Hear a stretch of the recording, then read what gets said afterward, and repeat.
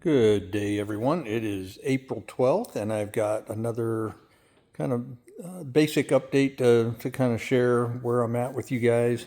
We'll start by continuing to show the progress on the dash wiring.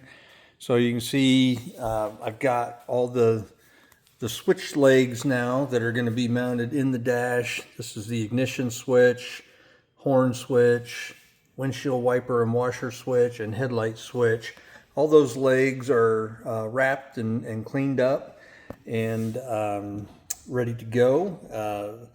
I've got the air conditioning harness, control harness in place now. I talked about that a little bit last time, but it's ready to plug into the control module when we're ready to go do that. This panel here is what came with the kit, and I actually bought one that does not have the cutouts in it.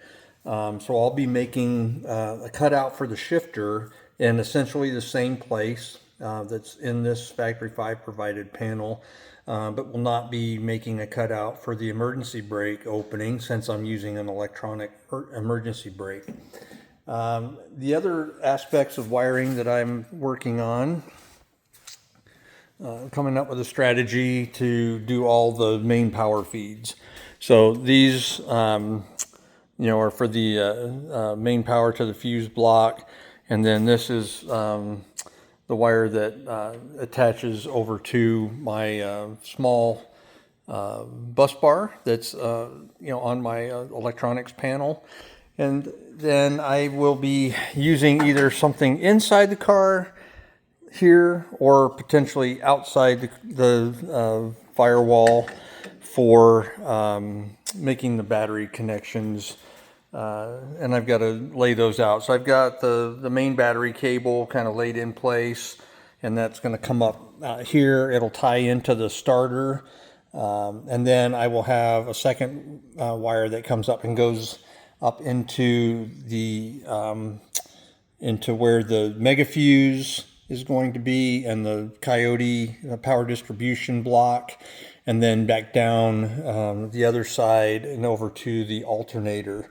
So that's kind of all the components that I have to tie together under the hood, and then I've got to attach the interior and tie that into the exterior as well. So probably when I get the wires coming up here through the mega fuse and so forth, that's where I'll punch through the firewall, make one wire connection going inside, one main battery feed going inside that'll tie into all those other fuse box feeds. I think I showed you last time. I got the power of the wiper motor in place and the wiring to that, the harness for the AC, trinary switch and compressor. I showed you that. Some other things that I've got done.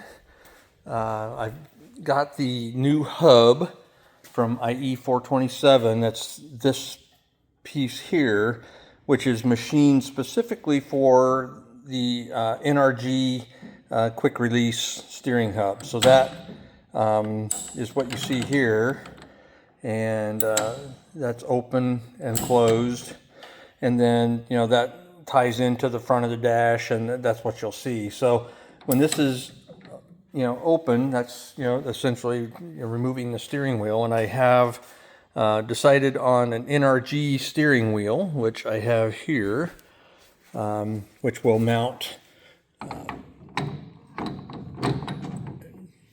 onto here, and I got to try and do this with one hand, which makes it a little hard, and that's it. So that's locked in place. Obviously this piece will be mounted to the dash, so it's not going to be moving around, but that's the steering wheel I've chosen. It should go well with the Alcantara dash covering that I've got with red stitching, and I also have the Sparco R100 seats here that are black with the red stitching and trim. So that's kind of the theme that I've been following for the interior. One other piece that I've been working on is a reservoir for the power or the windshield wiper washer, and I'm going to use one of these Factory 5 provided reservoirs with a 2.5-inch roll bar clamp and mount the pump motor to that. This will get mounted up in probably around this location here, so that it's out of the way and easy to fill at the same time. And that's pretty much what we've got done. Not a whole lot going on, but wanted to get you guys caught up, and wish you all a great rest of your day. And we'll come back again in a few weeks, and maybe you will see some more stuff. All right, we'll talk to you later. Thanks again, and keep coming back and watching. Appreciate it.